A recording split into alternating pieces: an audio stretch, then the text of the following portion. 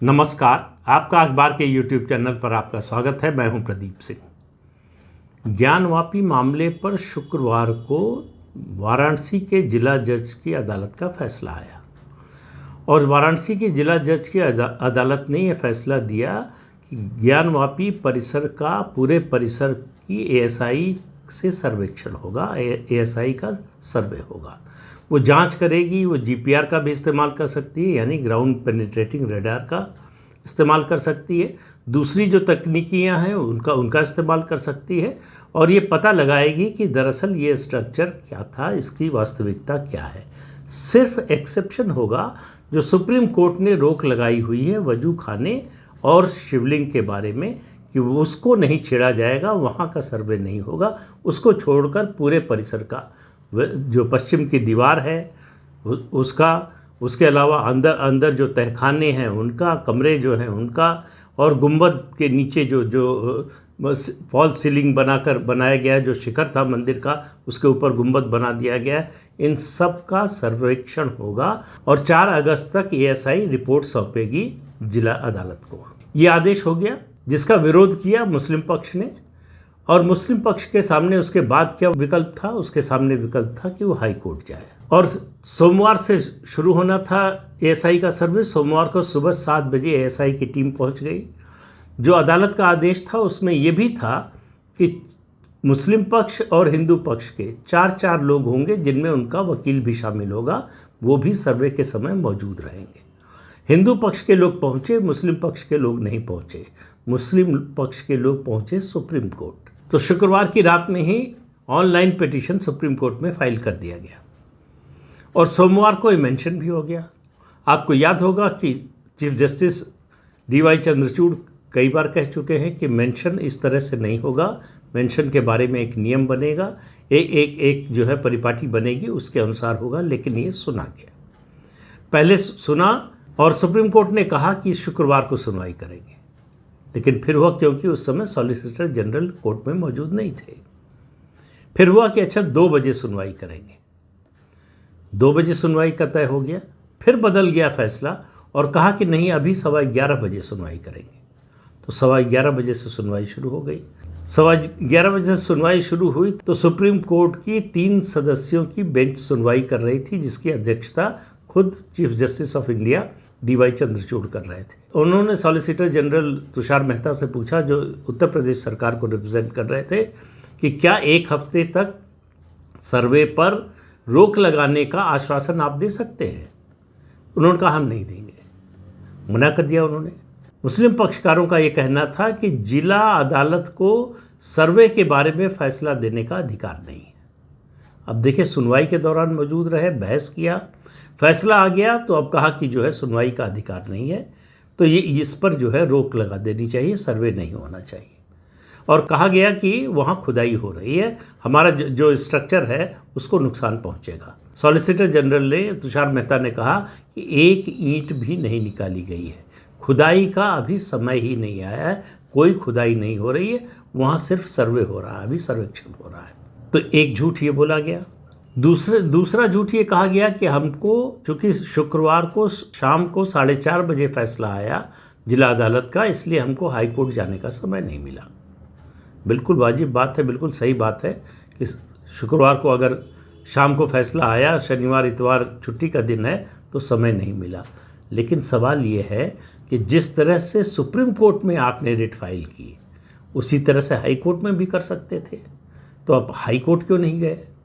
Supreme court ने कहा high court जाइए, तो उन्होंने कहा कि हमको समय मिलना चाहिए। आखिर में जब रोक लगाने से मना कर दिया तो कहा कि हमको हाई कोर्ट में जाने का समय दिया जाना चाहिए, हमको हाई कोर्ट में जाने का समय नहीं मिला।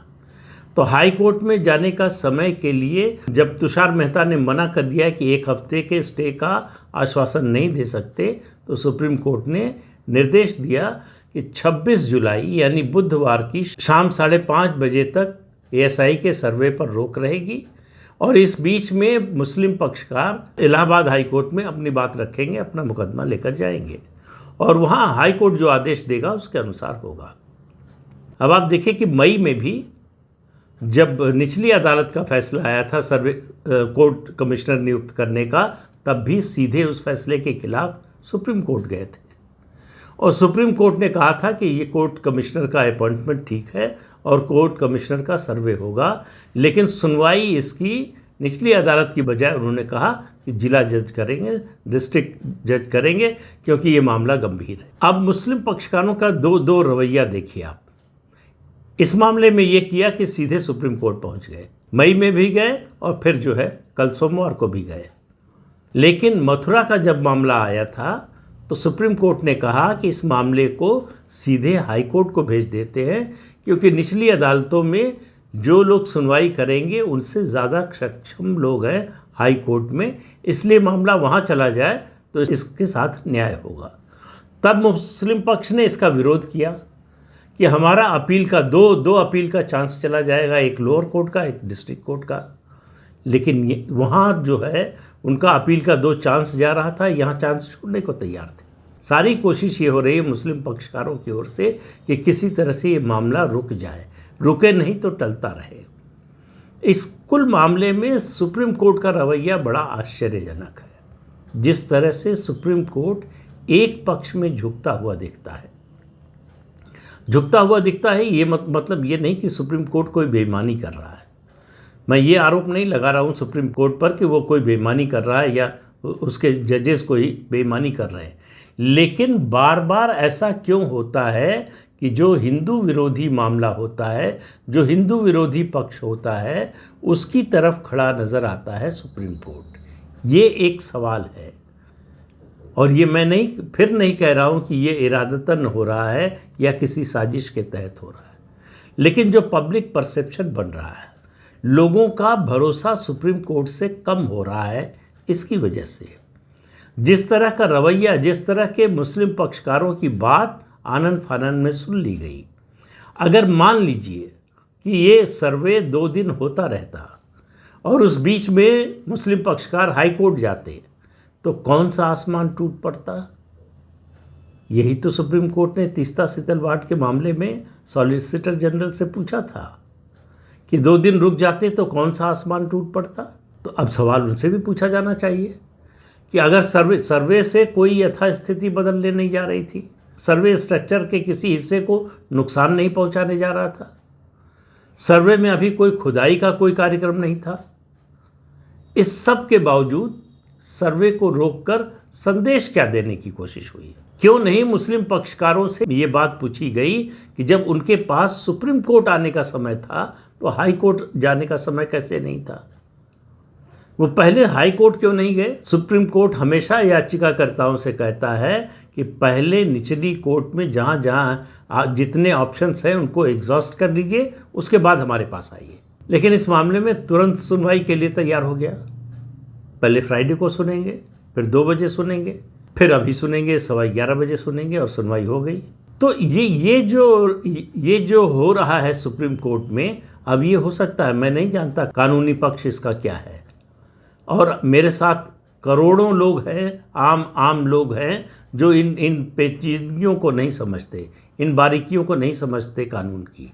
लेकिन एक बात है कि एक बात होती है परसेप्शन की, धारणा की, कि जो कुछ हो रहा है, जो किया जा रहा है, उससे धारणा क्या बन रही है। क्यों ऐसा हो रहा है कि इस देश में जो बहुसंख्यक समुदाय है वो अपने को पीड़ित अनुभव कर रहा है, उससे अपने इष्ट देवता की पूजा अर्चना करने के लिए अदालत का दरवाज़ा खटखटाना पड़ रहा है। उसका जो अधिकार है, उसका जो सनातन है, जो सदियों से है, उसको भी हासिल करने के लिए, उसको भी पाने के लिए उसको अदालत के दरवाजे पर दस्तक देनी पड़ती है। सवाल यह है कि इस देश में औरंगज़ेब बड़ा है या भगवान शंकर बड़े हैं। औरंगज़ेब ने जो कुछ किया, जिस तरह से उस मंदिर को तोड़ा, उसका पूरा ब्यौरा औरंगज़ेब के ही इतिहासकारों ने दर्ज किया है, लिखा है। कब आदेश हुआ और मंदिर तोड़ने के बाद वहाँ सूचना आई, मंदिर को तोड़ दिया गया है। उसके अलावा जो जिसे मस्जिद कहा जा रहा है, ज्ञानवापी मस्जिद, उसके आप स्ट्रक्चर को देखें, उसकी दीवारों को देखें, वहाँ कमल का चिन्ह बना हुआ है, वहाँ त्रिशूल बना हुआ है, गणेश जी की आकृति बनी हुई है, और उसके अलावा ऐसे सारे प्रमाण हैं, ऐसे सारे चिन्ह हैं जो हिंदू मंदिरों में होते हैं। और सबसे बड़ी बात, पहले भी कहा है फिर कह रहा हूँ, सबसे बड़ी बात जो बाहर नंदी जी हैं, भगवान नंदी हमेशा शिवलिंग की तरफ उनका मुंह होता है। और अगर ये ज्ञानवापी अगर मंदिर नहीं था, मस्जिद थी, तो उनका मुंह उसकी तरफ क्यों है? उनकी मूर्ति को खंडित क्यों किया गया? हिंदुओं के मन में एक सवाल लगातार ये उठ रहा है कि हमें हमारा जो अधिकार है, जो स्वाभाविक रूप से मिलना चाहिए, उसके लिए संघर्ष क्यों करना पड़ता है? अयोध्या में राम मंदिर के लिए 500 साल का संघर्ष करना पड़ा हिंदुओं को, तब आज वो सपना साकार होने जा रहा है। तब वो जो हमें हमारा था वो मिला है, किसी के एहसान से नहीं मिला है, कुछ किसी ने अपनी ओर से नहीं दिया है कुछ।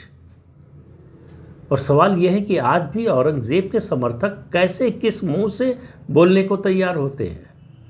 अब भी ऐसे लोग हैं, मुस्लिम पक्षकार कह रहे हैं औरंगज़ेब ने बहुत अच्छे काम भी किए हैं। तो औरंगज़ेब से ऐसा प्रेम क्यों है? आखिर भारत का मुसलमान अपने को औरंगज़ेब से क्यों जोड़कर देखता है? भारत का हिंदू देश के मुसलमानों को औरंगज़ेब से जोड़कर नहीं देखता, लेकिन मुसलमान अपने को जुड़ा हुआ दिखाते हैं। ऐसा क्यों? औरंगज़ेब आतताई था, आक्रांता था, हत्यारा था। उसने लाखों लोगों का धर्म परिवर्तन कराया, लाखों लोगों की हत्या करवाई। ऐसे व्यक्ति का समर्थन अगर कोई समुदाय, कोई समाज करता है तो उसके बारे में गंभीर सवाल उठता है। अब इसी मामले को देखिए, ये पहली बार ये मुद्दा उठा था 1991 में, और निचली अदालत से हाई कोर्ट तक गया। हाई कोर्ट ने 22 साल इसको ठंडे बस्ते में रखा। इस सर्वे की मांग 2019 में उठी, 22 में आदेश आया, 2022 मई में। हाँ, सुप्रीम कोर्ट में आज एक और बात कही गई।